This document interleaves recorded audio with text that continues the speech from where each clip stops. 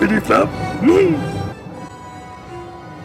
What is up, my friends? Welcome back to another video. Today I wanted to talk about the Onewheel GT. Now, go figure. I go out and buy the Onewheel XR about 4 months ago. I was so excited. This board has been, an amazing experience so far. And then just like about a few weeks ago, I find out about the GT. It comes out. It's twice as powerful, you know what I mean? Like, and almost just only slightly more money. So anyway, we'll talk about this right now, as I figured we'd just do a little chit chat and ride. So here we go. For those of you that are new to the channel, this is a video game channel, but we also, in recent months, I've made it kind of like a Onewheel channel as well. We kind of talk about all different things here on What's Up, Turbo Joe's channel.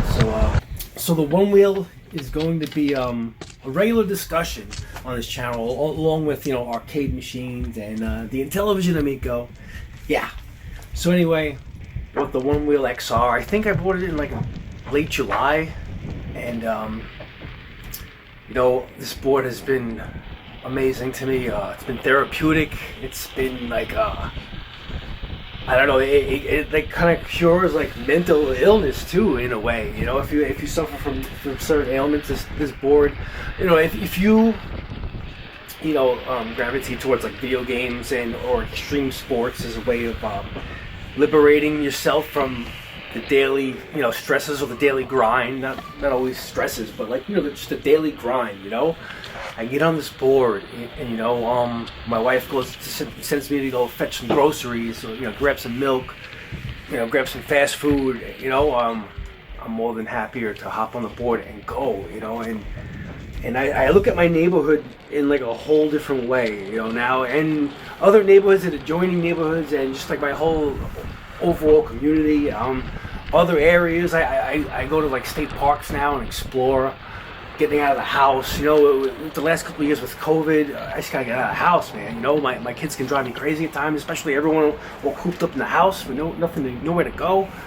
So, I even get my kids out. I get them in the dual stroller. I use my Onewheel. I can push them and go further and take them places, and they love it, man. So, but as the weather has gotten cooler, I just hop on there to get out of the house and cool off, so to speak. It's more like a snowboarding feeling more than ever now that the weather has gotten cooler.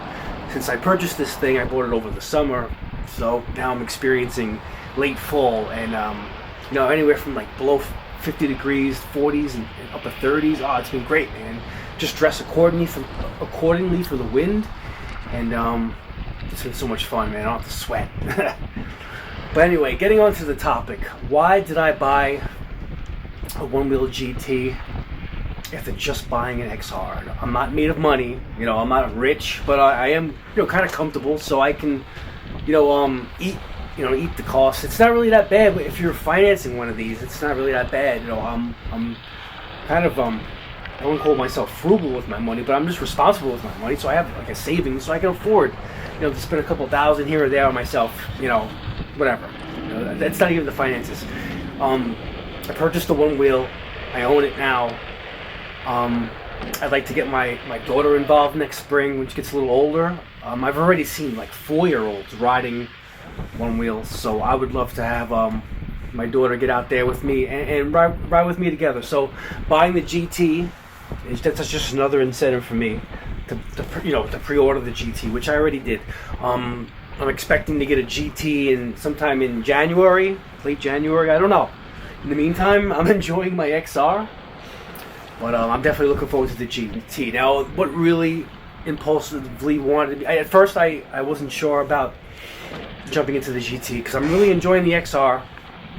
Then I'm realizing, I ride a lot of hilly areas on the north side of Long Island, and as the weather has gotten colder, I noticed a considerable drop-off in torque, battery torque. As with all electrical vehicles, that battery cells get lose power in colder weather. So I've noticed that with my XR. So that's another incentive as to why I purchased the GT. I think the GT having that 50% more torque, that's humongous, man. That's just like taking a 300 horsepower car that has 200 foot-pounds of torque and doubling that. You know, like, then you have 400 foot-pounds of torque. That's an incredible difference, man. So I feel like having the extra torque, it's like having extra like safety. You know what I mean? And I'll explain. Often I take my board out on my lunch break at work, and I work on the north side of the island, and it's very hilly, steep, hills and stuff. And sometimes I want to go out on campus and go, get myself some pizza during lunch, and I have to go up like this mountain, man, to get to the pizzeria. And sometimes I'm just like putting up the mountain, going 8-9 miles an hour, when I'm wishing I'm having that extra torque, man, so I can get to my speed. If I could do my 18, 19, 20 miles an hour up the hill, man, which I would like. And look at this right here. Having that extra torque would help me get over these little, 4-inch roots, and the tread tire would definitely help. So, getting into the mods, like I had to mod this puppy up, the XR, to suit it to my needs. I'm a bigger guy. I wanted safety because I have a heavy foot and I'm so often nose diving, so I had to invest in a pair of fangs, which are front wheels to go on the front lip. So in case if I nosedive, which happens often, because I'm always below 50% power. When you're below 50% on your battery, you can lose a lot of torque. So that's what you can often nosedive. I'm always riding on the brink of pushback, or I ride to pushback, and by the way, the pushback's very slow. I would like more of a warning, but that's neither here nor there. I've gotten used to riding the XR. I got 860 miles ridden on my XR in just the last 4 months, so I feel like I'm experienced enough. I'm coming up on my 1,000-mile mark, probably in the next couple of weeks, and I already have a tire purchased to replace my stock Vega. I'm looking forward to trading out my Vega and put in this Hoosier that I got. So yeah, I'm looking forward to that. And I'll probably wind up changing out that tire and recording it for the channel. So if you guys want to see me do a tire change, I'm gonna try and see if I can get it done. So I'm definitely not gonna nail my board to Future Motion to do it for me. Nah, I'm just gonna do it myself. It doesn't seem that hard. I've watched YouTube videos, so I'm gonna try and do that myself. So in the meantime, let's talk about my mods real quick. We had the fangs in the front, which has saved me a lot. Nosedives, I can recover, just keep going, instead of falling off my board. And the GT is going to have that extra torque, and I think the torque is going to keep you safer. It's going to prevent those nosedives. It's going to have that extra power to keep your ass up and warn you better with stronger pushback. I just hope that with the one wheel XR, this is like it's very it could be modded. Like the way I have it, I have the really loose settings and like the highest power I can go with it. Sometimes I can get around 20 to 21 miles an hour before I feel the subtle pushback. I just hope having that extra torque with the GT will allow me to still creep up to my low 20s speeds and then give me that pushback.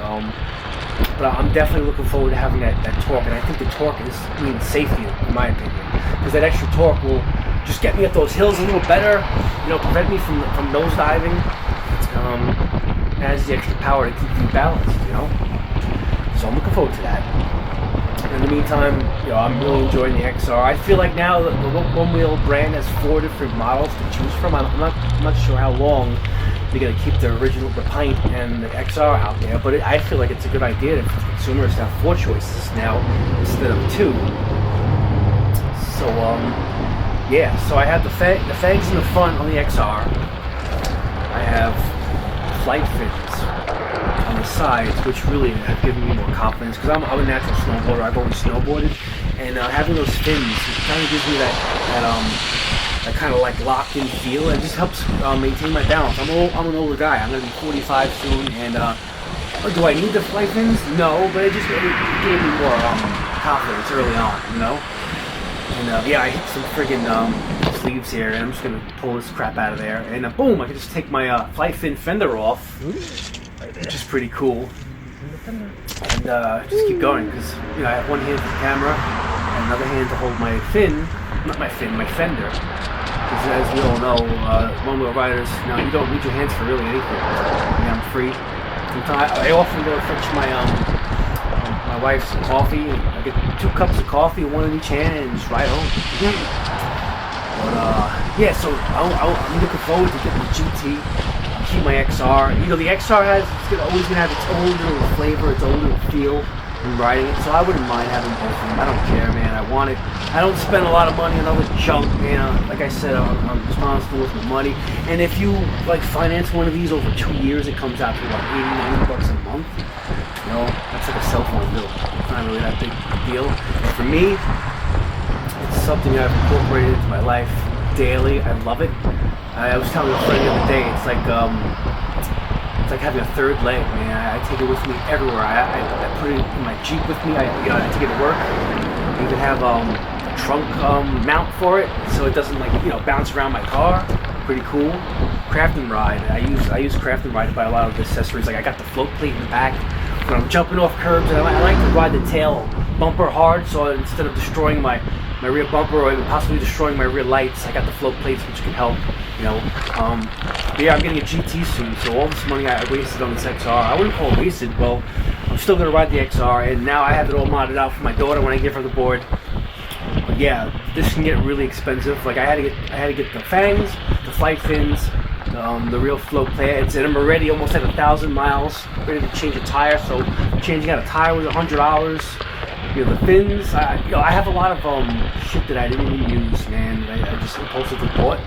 So good thing is I have a lot of stuff in that packaging. Maybe I'll try and sell some stuff, extra parts on eBay or whatever. I had extra side rails in case my daughter could change out the colors on the sides, which I think I have to rip up the side rails to change the tire. So yeah, these camo side rails I'm gonna miss. I don't think I can replace them. But I looked in the Craft and Ride store, did not see any more camo replacements. But yeah, I'm rambling.